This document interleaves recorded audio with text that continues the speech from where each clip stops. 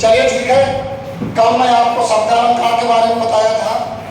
आज आप लोगों को अर्थालंकार के बारे में कुछ साधारण जानकारियां दूंगा। इसमें से क्या है कि जो आपका शब्दालंकार था वहां पर शब्दों का अध्ययन किया जाता था, और यहाँ पर क्या है, जहाँ पर मतलब जो अर्थालंकार है, अर्थालंकार में होता है जहाँ पर अर्थ के माध्यम से काव्य की सुंदरता बढ़ाई जाती है, उसे हम क्या कहते हैं, अर्थालंकार कहते हैं। तो अगला टॉपिक क्या है, अर्थालंकार। देखिए अर्थालंकार क्या है। अर्थालंकार के जो अंतर्गत अलंकार आते हैं, जैसे उपमा, रूपक, उत्प्रेक्षा, ये सब अलंकार हैं। तो इनमें जो अलंकार है हम इनको ट्रिक बेस में समझेंगे। जो इसमें मिलते जुलते हैं उनको शब्द समझते हुए आगे वो बढ़ेंगे। इसमें जो मिलते जुलते हैं, पहला आपका है उपमा, दूसरा है रूपक, तीसरा है उत्प्रेक्षा। देखिए भैया ये तीन अलंकार एक जैसे हैं, उपमा, रूपक, उत्प्रेक्षा। इसके बाद आपका क्या है, संदेह और भ्रांतिमान। क्या है, भ्रांतिमान। ये एक जैसे अलंकार है। इसके बाद आपके हैं जो अगला है असंगति अलंकार। क्या है, असंगति अलंकार। दूसरा है विभावना अलंकार और तीसरा है विशेषोक्ति अलंकार। क्या है, विशेषोक्ति अलंकार। ये एक जैसे होते हैं, मतलब ये तीन अलंकार एक जैसे होते हैं। अगला है आपका मानवीकरण अलंकार। क्या है, मानवीकरण और अनुयोक्ति अलंकार। ये एक जैसे होते हैं, मतलब ये अलंकार क्या है, ये मिलते जुलते होते हैं। बाकी आप जैसे अतिशयोक्ति है, दृष्टांत है, प्रतीप है, उल्लेख है ना, विरोधाभास है, आपके अन्य अलंकार हैं। तो सबसे पहले हम उपमा, रूपक, उत्प्रेक्षा को समझेंगे। किसको, उपमा, रूपक, उत्प्रेक्षा को। तो इसमें जो उपमा अलंकार, मतलब इसमें जो समझेंगे जो उपमा अलंकार है, देखिए उपमा अलंकार कहाँ होता है, रूपक कहाँ होता है, उत्प्रेक्षा कहाँ होता है। साधारण पहचान है, उपमा अलंकार वहां पर होगा जहां पर उपमेय में उपमान की तुलना की जाए। मतलब इसका साधारण मतलब जहां पर हम तुलना करें, जहां पर हम क्या करें, तुलना करें। और रूपक में क्या होता है, जब हम उपमेय में उपमान का आरोप कर दें। क्या कर दें, आरोप कर दें। जब आरोप कर देंगे तो वहां पर क्या हो जाएगा, रूपक अलंकार। और जब उत्प्रेक्षा वहां पर होगा जहां पर संभावना व्यक्त की जाए। क्या, संभावना व्यक्त की जाए, वहां पर आप क्या हो जाएगा, उत्प्रेक्षा अलंकार। तो हमें साधारणतः जानकारी ये रखना है कि यानी उपमा अलंकार वहां पर होगा जहां पर तुलना की जाएगी, और रूपक वहां पर होगा जहां पर आरोप किया जाएगा, उत्प्रेक्षा वहां पर होगा जहां पर हम संभावना पाई जाए। कैसे, जैसे मैं कह दूं सीता का मुख चंद्र सा है। अब यहां पर ये एक पंक्ति हो गई, देखिए यही से समझना। अगला मैं कह दूं सीता का मुख चंद्र है। अगला कह दूं मानो सीता का मुख चंद्र है। अब यहां पर देखिए पहले पंक्ति में यहां पर क्या है, सीता का मुख चंद्र सा है। मतलब यहां पर उपमेय उपमान है, उपमेय उपमान है। सीता का मुख क्या है, सीता का मुख चंद्र के क्या है, चंद्र सा। तो सीता के मुख की तुलना हम किससे कर रहे हैं, चंद्रमा से कर रहे हैं। जब तुलना करेंगे तो वहां पर कौन सा अलंकार होगा, उपमा अलंकार। सीता का मुख चंद्र है, मतलब सीता के मुख में और चंद्रमा में कोई अंतर नहीं है। इसलिए यहाँ पर क्या किया जा रहा है, बिल्कुल आरोपित किया जा रहा है। जब आरोपित किया जाएगा तो वहां पर कौन सा अलंकार होगा, तो वहां पर आता होगा रूपक अलंकार। और उत्प्रेक्षा वहां पर होगा जहां पर हम संभावना, जहां पर किसी वाक्य में संभावना पाई जाए। असंभावना कैसे, मानो सीता का मुख चंद्र सा है। मतलब यहाँ पर माना जा रहा है, मतलब निश्चितता नहीं है कि है या नहीं है, लेकिन फिर भी संभावना व्यक्त करते हैं। क्या है, संभावना व्यक्त करते हैं। तो तीनों अलंकारों में यही अंतर है। पहला है तुलना करना, दूसरे में आरोप करना, तीसरे में संभावना व्यक्त करना। इतनी बात आप सबको समझ में आई। ठीक है। अब जो अगला है, जो अगले अलंकार है दो, संदेह और भ्रांतिमान। क्या है? भ्रांतिमान। संदेह क्या होता है, भ्रांतिमान क्या होता है? संदेह अलंकार वहां पर होता है जहां पर किसी वस्तु में अंत तक संशय बना रहे। क्या है? अंत तक संशय बना रहे, अंत तक संशय बना रहे, संशय बना रहे, निर्णय ना हो सके। क्या? निर्णय ना हो सके। तो वहां पर कौन सा अलंकार होगा आपका? संदेह अलंकार होगा। अब भ्रांतिमान वहां पर होगा जहां पर क्या है, भ्रमवश कार्य को कोई कर बैठे, भ्रमवश कार्य को कर बैठना। कैसे? जैसे मैं एक पंक्ति दे रहा हूं, मैं कह दूं रस्सी है या सांप, रस्सी है या सांप। अब इस पंक्ति को आप जितनी बार पढ़ोगे उतनी बार आपको संदेह रहेगा, उतनी बार आपको निर्णय नहीं हो पाएगा कि पता नहीं ये रस्सी है कि सांप है। तो यहाँ पर निर्णय तो नहीं हो पा रहा है, इसलिए कौन सा अलंकार यहाँ पर हो जाएगा? तो यहाँ पर हो जाएगा संदेह अलंकार। या कह दिया जाए कि विरह है, विरह है अथवा वरदान। अब यहाँ पर विरह है अथवा वरदान। एक नायिका कहती कि हे ईश्वर, मतलब मेरे पति को मुझसे दूर रख के तुमने मुझे विरह दिया है कि वरदान दे दिया है। मतलब लास्ट तक उसको क्या है, संशय बना है, संदेह बना है, निर्णय नहीं हो पा रहा है, इसलिए यहाँ पर क्या हो जाएगा? संदेह अलंकार हो जाएगा। अब भ्रांतिमान क्या है? भ्रमवश कार्य को कर बैठना। जैसे पंक्ति है, पाए महावर दयन के नाइन बैठी आए, फिर जानी, फिर जानी महावरी एड़ी मीड़त जाए। मान लो ये पंक्ति है। अब यहां पंक्ति को हमें पढ़ना है कि पाए महावर दैन के नाइन बैठी आए, फिर जानी महावरी एड़ी मीड़त जाए। मतलब यहाँ पर नाई मतलब होती है नवों पत्नी। मतलब एक नायक, जब किसी नायक की शादी होती है तो वहां पर जो नाई होती है रंग लगाने वाली, वह जब नाई आती है तो वहां पर देखते जो नायिका है, उस नायिका की जो एड़ियां हैं वह इतनी लाल दिखती हैं कि उसे भ्रम हो जाता है कि क्या पहले से ये रंग लगाई है, क्या इतनी वो लाल दिखती है एड़िया, उसे लगता है क्या पहले से ही ये रंग लगाई है क्या।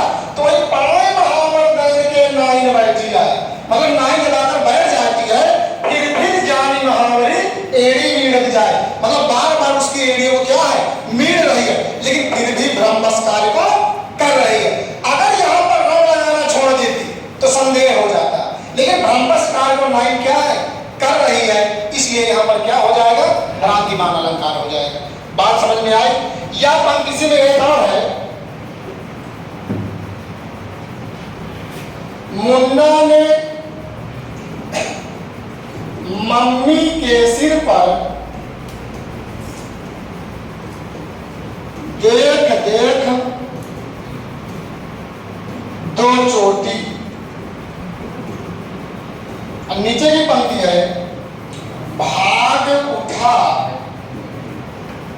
भय मान कर सिर पर सांपिन लोटी। अब इस पंक्ति का ऐसा समझिएगा, मतलब कोई मुन्ना से बताया होगा कि जिस प्रकार मम्मी की चोटियां होती है ठीक इसी प्रकार सांप होता है। तो एक दिन मुन्ना की जो मम्मी थी वो मतलब चारपाई में लेटी थी, तो मुन्ना की मम्मी जो थी चोटियां ऊपर सर के डाले थी। तो मुन्ना वहां पर जब मम्मी के पास पहुंचता है तो मुन्ना ने मम्मी के सिर पर देख देख दो चोटी, जो चोटियां है उसको देखकर भाग उठा भय मानकर, मतलब डर के मारे भाग जाता है, सिर पर सांपिन लोटी। वो सोचता है कि सिर पर क्या है, सांप लौट रहा है। तो क्या है, मुन्ना यहाँ पर क्या है, भ्रमवश कार्य को कर रहेगा, मतलब मुन्ना यहाँ से इसलिए यहाँ पर क्या हो जाएगा, भ्रांतिमान अलंकार। तो दो अलंकार आपको समझ में सभी को आए। चलिए ठीक है, अगला देखिएगा। अगला है असंगति अलंकार। क्या है? असंगति अलंकार और विभावना अलंकार, और तीसरा है विशेषोक्ति अलंकार। ये तीन अलंकार एक जैसे होते हैं। असंगति में क्या होता है, संगति का ना बैठना, मतलब कारण कहीं और, कारण कहीं और, कार्य कहीं और, कार्य कहीं और। ठीक है भैया। और विभावना में क्या होता है, कारण नहीं रहता, कारण न होने पर कार्य होता है। मतलब कार्य क्या है, कारण नहीं होता फिर भी कार्य अपने आप क्या है, होता है। और विशेषोक्ति में क्या होता है, ये विभावना का उल्टा होता है विशेषोक्ति। विशेषोक्ति में कारण तो रहता है, कारण तो रहता है, परंतु कार्य नहीं होता। क्या है, परंतु कार्य नहीं होता। इतनी बात आपको समझना है कि मतलब असंगत में क्या है, कारण कहीं और, कार्य कहीं और विभावना में कारण के ना होने पर, मतलब कारण नहीं होता फिर भी कार्य अपने आप होता है। और विशेषोक्ति में क्या होता है, कारण कहीं और रहता है, कार्य कहीं और रहता है। जैसे तुम बंजे हो, मतलब फोन आवा तुमने कोई चोट लाग गई हो तो मतलब दर्द हो गई होना चाहिए, लेकिन दर्द तुम करा करते हो कि दर्द हम होगा, मतलब कारण कहीं और है। मतलब देखिए चोट लागे दर्द हो के हो तो ठीक है ना। जैसे पंक्ति है, चोट तुम्हें लगती है, दर्द हमें होता है, दर्द हमें होता है। अब यहां पर समझिएगा कि चोट कहूंगा दूसरे के लागत है, दर्द कहूंगा दूसरे के बात है। ऐसा हो सकता है?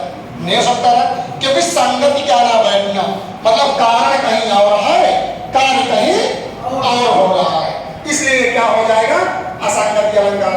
विभावना अलंकार क्या होता है, कारण के न रहने पर भी कार्य होता है। जैसे बिनु पग चले, बिनु पग चले, सुनाए बिनु काना, सुनाए बिनु काना, कर बिनु कर्म, कर बिनु कर्म, कराए विधि नाना, आनन रहित, आनन रहित सकल रस भोगी।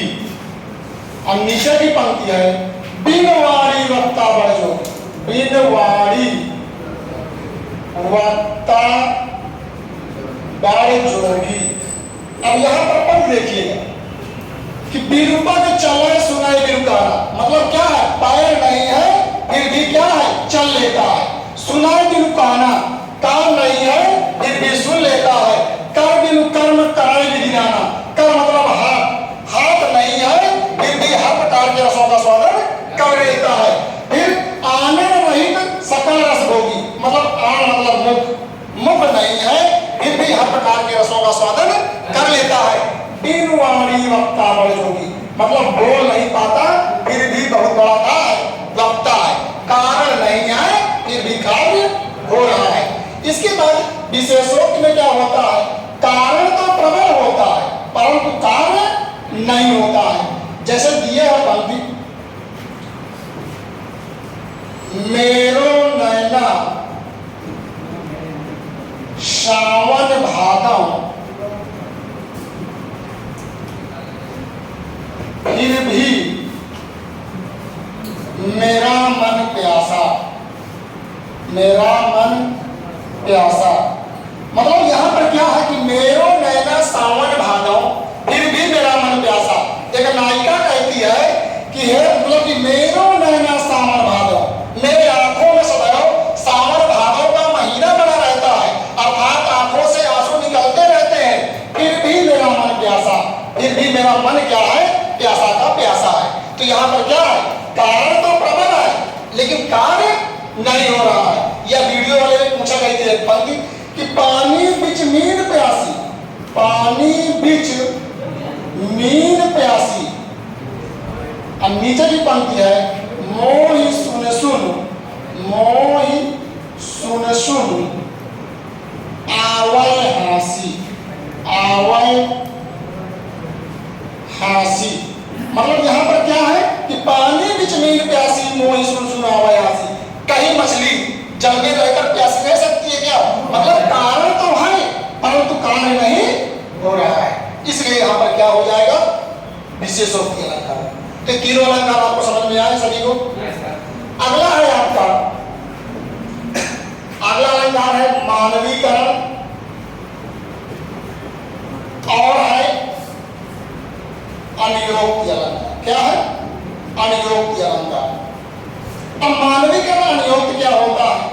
जो मानवीकरण अलंकार होता है, मानवीकरण अलंकार में होता है कि यहाँ पर हम निर्जीव वस्तुओं को एक सजीवता का रूप देते हैं। निर्जीव वस्तुओं को क्या है? निर्जीव वस्तुओं को सजीवता का रूप देते हैं। इसका सजीवता का रूप देते हैं, सजीवता का रूप। और अनियोक्ति में क्या होता है कि किसी को डायरेक्ट ना कह करके अन्य के माध्यम से कहना, अन्य के माध्यम से बात पहुंचाना या बात कहना। जैसे मान लो पंक्ति दिया है कि मानवीकरण में आप लोग पढ़े होंगे, कक्षा 5-6 पढ़े होंगे कि हटकर बैठा चांद एक दिन, हटकर बैठा चांद एक दिन, माता से यह बोला, माता से यह बोला, सिलवा दो माँ मुझे ऊन का मोटा एक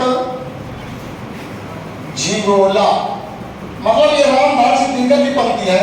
ये लिखते हैं कि हटकर बैठा चांद एक दिन। हर मतलब होता है जिद। ये बताओ कहीं चांद जिद करके बैठेगा? वो जिद करेगा? नहीं करेगा ना। तो मतलब यहाँ पर निर्जीव वस्तु को हम सजीवता का रूप दे रहे हैं, इसलिए क्या हो जाएगा आपका? मानवीकरण अलंकार। कि हटकर बैठा चांद एक दिन माता से यह बोला, मतलब गुस्सा करके, मतलब जिद करके चांद अपने माता से बोलता है, यह बोला कि सिलवा दो, सिलवा मतलब खरीदवा देना, दो माँ मुझे ऊन का मोटा एक झिगोला। मतलब हे माता मुझे एक ऊन से बना हुआ क्या है? वस्त्र सिलवा दीजिए या वस्त्र खरीदवा दीजिए। ठीक है।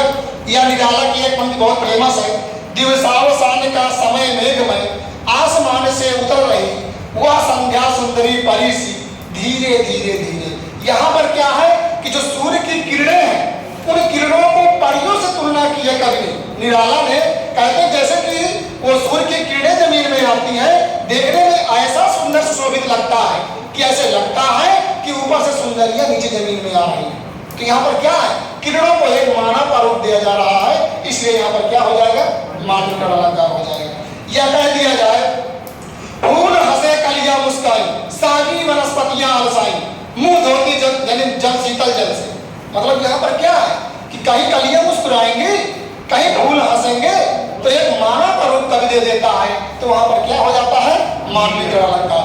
और अनियोक्त क्या होता है? अनियोक्त में होता है किसी को हम स्पर्श ना कह करके अन्य के माध्यम से कहते हैं, तो वहां पर क्या हो जाता है? अनियोक्त अलंकार। जैसे पंक्ति दिया है क्षमा शोभती, क्षमा शोभती उन भुजंगों को जिनके पास गरल। नीचे की पंक्ति है उनको क्या जो दंतहीन विष रहित विनीत सरल। अब यहां पर क्या कि यहां पर कि क्षमा शोभती उन भुजंगों को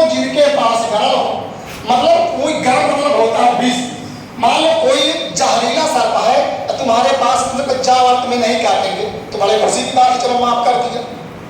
उनको क्या जो दंतहीन दिश रहित विनीत सा है, मतलब जिनके पास विषय नहीं है, जो बढ़िया सांप हो देगा वाले, अगर उनके पास विषय है ही नहीं तो हमें कहते हैं कि जा तुम्हें नहीं काटेंगे, तुम्हें छोड़ देंगे, तुमने कहने से क्या मतलब है?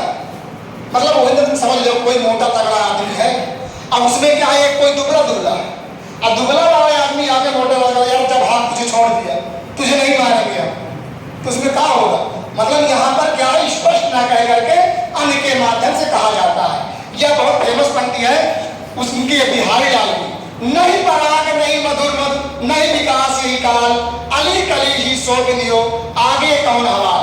मतलब यहाँ पर क्या है कि जो राजा जयसिंह थे वो प्रेम में इतना लिप्त हो गए थे कि राजपाट को संभाल नहीं रहे थे, तभी राजा जयसिंह के उसमें बिहारी लाल लिखते हैं कि नहीं पराग नहीं मधुर मध, अभी हे राजन जो कलिए नहीं पराग नहीं मधुर मध, जिस मतलब अली कली ही सो बिंदियो आगे कौन हवाल, मतलब जिसके पीछे अभी तुम पड़े हुए हो पूर्णतः अभी उसका विकास नहीं हुआ है, क्योंकि अली कली ही सो बिंदियो, जिस प्रकार अली मतलब होता है भंवरा, कली मतलब कलियों में कोई कली कोई भंवरा, कोई कली में क्या है जब बिध जाता है बन जाता है तो उसको छोड़ के जाना नहीं चाहता, ठीक उसी प्रकार तुम भी बन गए हो, आगे कौन हवाल, अब इस राजपाट को आगे कौन देखेगा।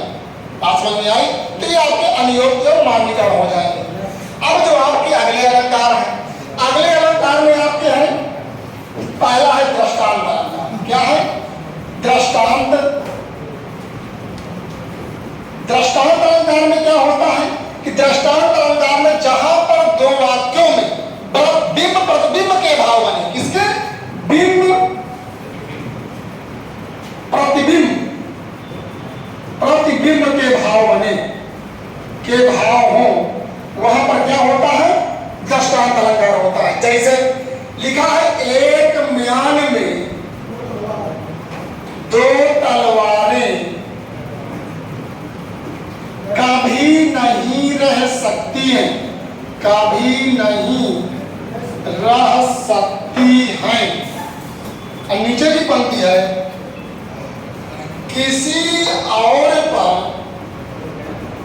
प्रेम नारियां पति का क्या सह सकती हैं, पति का क्या सह सकती है।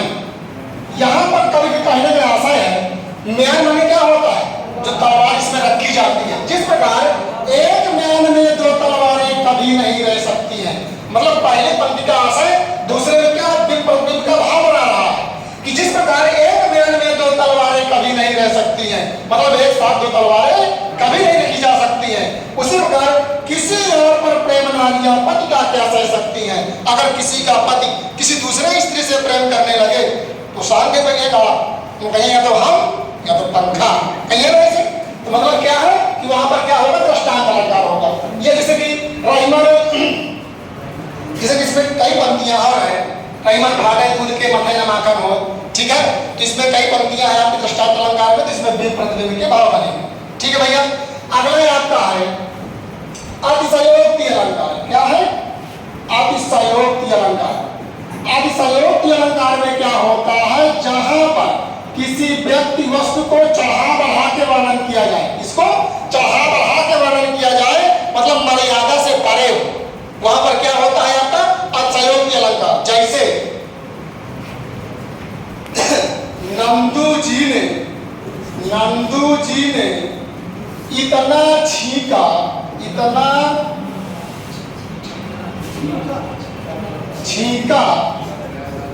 इतना छींका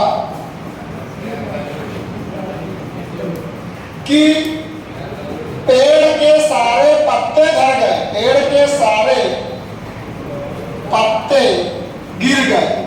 अब बताओ ऐसा हो सकता है कि नंदू जी कितना बड़ा छिपाई गया क्या? मतलब क्या असंभव की बात है ना?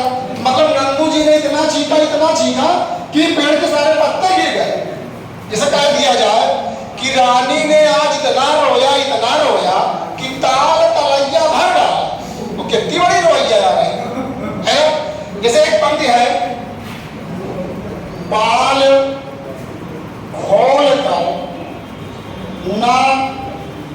चला करो, नहीं चांद भी भूल जाएगा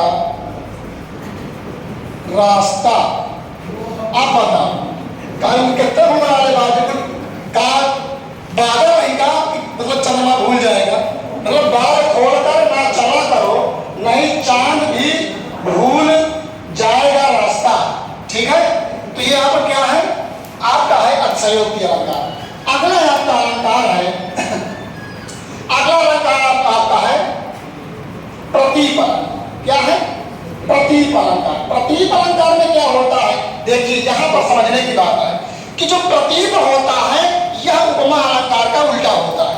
प्रतीप अलंकार उपमा अलंकार का उल्टा होता है। प्रतीप में उपमा में अंतर क्या होता है, मतलब उपमा क्या होता है, उपमा का उल्टा होता है।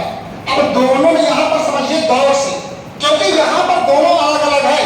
मतलब यहाँ पर दोनों में उपमेय उपमान तो होते हैं, दोनों में उपमेय उपमान तो होते हैं, लेकिन क्या होता है कि जो उपमा अलंकार होता है, उपमा में उपमेय को हम श्रेष्ठ मानते हैं। क्या है?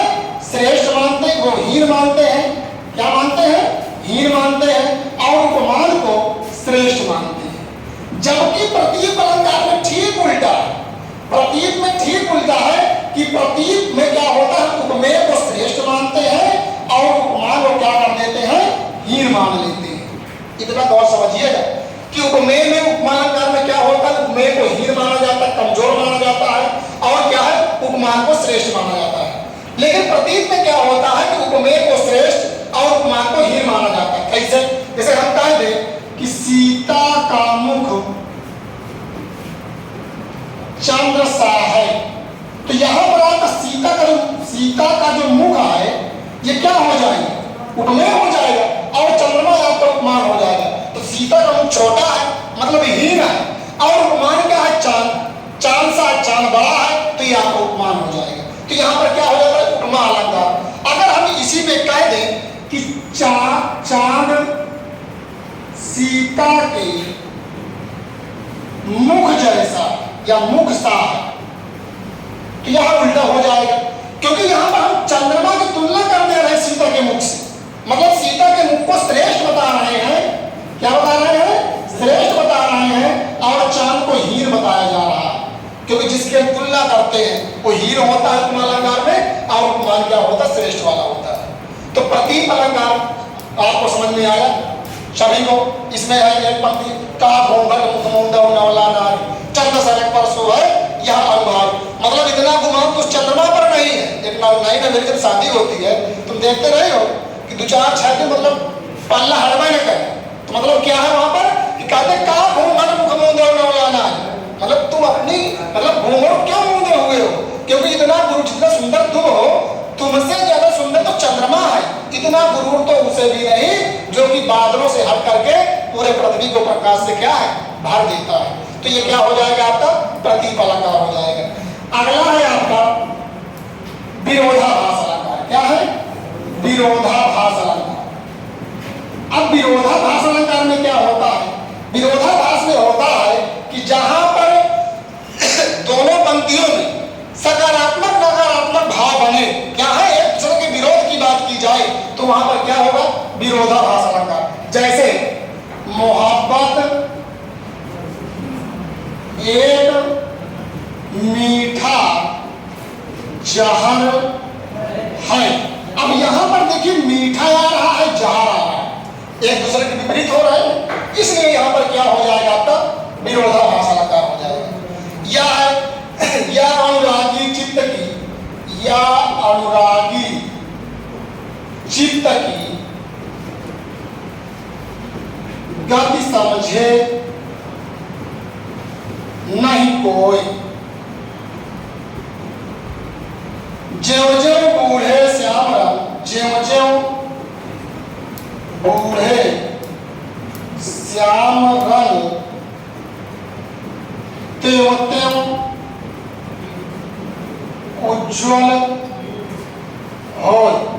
तो यहां पर देखिए विरोध कहां पर हो रहा है, ज्यों ज्यों क्या त्यों त्यों। यहां पर क्या है, बूढ़ा मतलब श्याम मतलब काला, उज्ज्वल उज्ज्वल मतलब उजाला। यहाँ पर क्या हो रहा है, आपका विरोधाभास अलंकार हो रहा है। तो देखिए जो ये आपके इंपॉर्टेंट अलंकार थे, उन अलंकारों को हम समझा दिए। आप शब्द अलंकार इससे पहले वीडियो में पढ़ाए हैं और ये अर्थ अलंकार रहा। इसके बाद हम जो अगली वीडियो लाएंगे उसमें आपको हम रस के बारे में अध्ययन करवाएंगे। आप लोग इस वीडियो को देखिएगा, सब्सक्राइब भी करिएगा ताकि अधिक से अधिक लोग क्या है इस वीडियो को देख भी सकें। ठीक है, धन्यवाद।